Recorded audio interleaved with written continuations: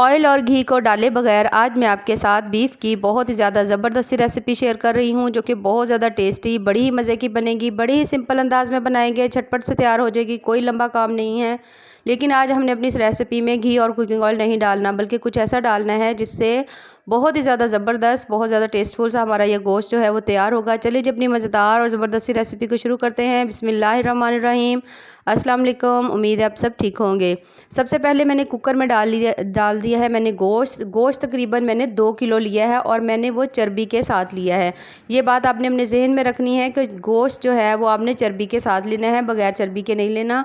उसके साथ मैंने इसमें 2 प्याज डाल दी हैं काट कर, 1 चम्मच फ्रेश अदरक लहसुन का पेस्ट। जितनी आप फ्रेश चीज़ें डालेंगे गोश्त से स्मेल उतनी ख़त्म होगी और आपकी चीज़ें उतनी ही अच्छी बनेंगी। थोड़ी सी मैंने इसमें सब्ज़ मिर्चें डाली हैं, हाफ़ चम्मच मैंने इसमें लाल मिर्च का डाल दिया है।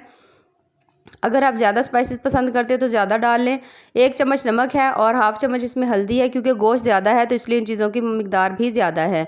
उसके साथ इसके अंदर 2 से 3 इसमें हमने डालने हैं दालचीनी, 1-2 लौंग डाल देंगे और उसके साथ ही हमने इसमें 1 चम्मच ज़ीरे का डालना है, ताकि जो गोश्त में थोड़ी बहुत स्मेल होती है, बड़ी ईद में जो हम ताज़ा गोश्त होता है तो हल्की-फुल्की होती है, तो वो ख़त्म हो जाए। और इसके अंदर तकरीबन हमने ये देखिए मैंने इसके अंदर डाल दिया है 2 गिलास पानी।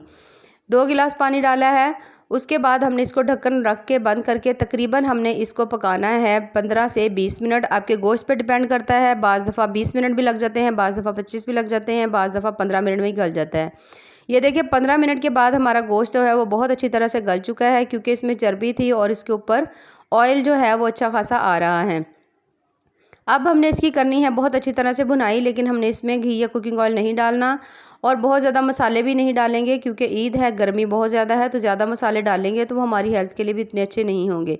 1 चम्मच खुशबू के लिए मैंने इसमें देसी घी डाला है, ये भी ऑप्शनल है डालना चाहें तो डाल लें, वरना इसको आप रहने दें। अच्छा, इसमें कप मैंने दही का डाला है, इससे इसका टेस्ट बहुत अच्छा आ जाएगा, ग्रेवी बहुत अच्छी बनेगी, बहुत ज़्यादा मज़े की बनेगी। और उसके साथ 1 चम्मच मैंने इसके अंदर डाल दिया है कोरमा मसाला, जो आप बाज़ार से आम कोरमा मसाला लेते हैं वो आप इसमें डालें। तकरीबन 1.5 चम्मच मैंने भर के इसमें कोरमे मसाले का डाल दिया। अब हमने इसको हल्की आंच के ऊपर भूनना है, दरमियानी सी आंच हो, ज़्यादा हल्की भी ना हो कि जो आपका गोश्त ज़्यादा गल जाए। जब हल्की सी कसर हो गोश्त के गलने में तो आप उसको उतार लिया करें, और उसके बाद उसकी भुनाई में और उसको थोड़ा पकाने में टाइम लग जाता है, तो वो जो कमी है हमारी पूरी हो जाती है, गोश्त फिर बहुत अच्छी तरह गल जाता है।